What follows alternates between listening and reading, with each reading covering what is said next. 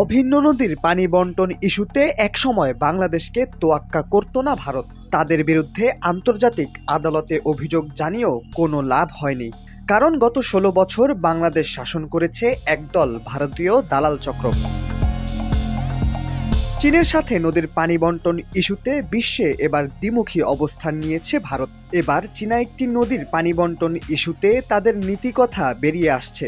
যেখানে বাংলাদেশ ইস্যুতে নদী নিয়ে নয়ছয় করেছে ভারত, সেখানে চীনের বেলায় আইন দেখাচ্ছে তারা।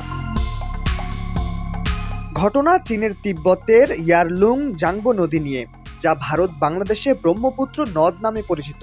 সে নদীতে একটি বাঁধ নির্মাণ করতে চায় চীন, আর এতেই শুরু হয়েছে ভারতের নয়ছয়। চীনের এই কাজকে এবার প্রতিহত করতে বাংলাদেশের আরও কাছে ঘেঁষার চেষ্টা করছে তারা।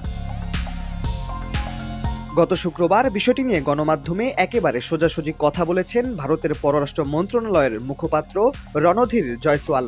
তার কথায় উঠে এসেছে অভিন্ন নদীর পানি বন্টনের বিষয়টি। তিনি বলেছেন, অভিন্ন নদীতে কোনো বাঁধ নির্মাণ করা যাবে না।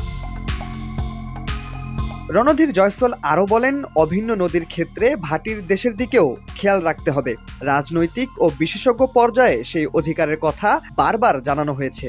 সেই অধিকার ও স্বার্থের বিষয়ে ভারতের পর্যবেক্ষণ জারি করা আছে।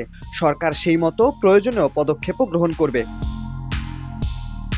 বাংলাদেশ ইস্যুতে অভিন্ন নদীর পানি বন্টন নিয়ে যেখানে নিয়মনীতির তোয়াক্কা করত না ভারত, সেখানে এবার চীনের বেলায় ভেজা বেড়ালে পরিণত হয়েছে। চীনের বাঁধ নির্মাণ ইস্যুতে জয়সওয়াল আরও বলেন, এ ধরনের প্রকল্প গ্রহণের আগে ভাটির দেশের সঙ্গে আলোচনা করা জরুরি।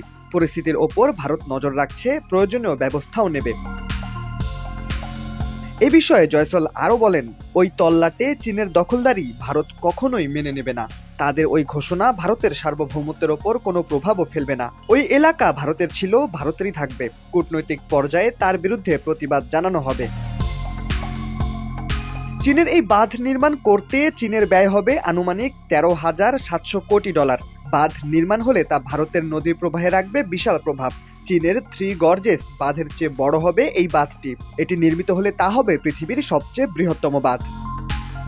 শাহরিয়ার আহমেদ, দৈনিক ডেস্টিনি।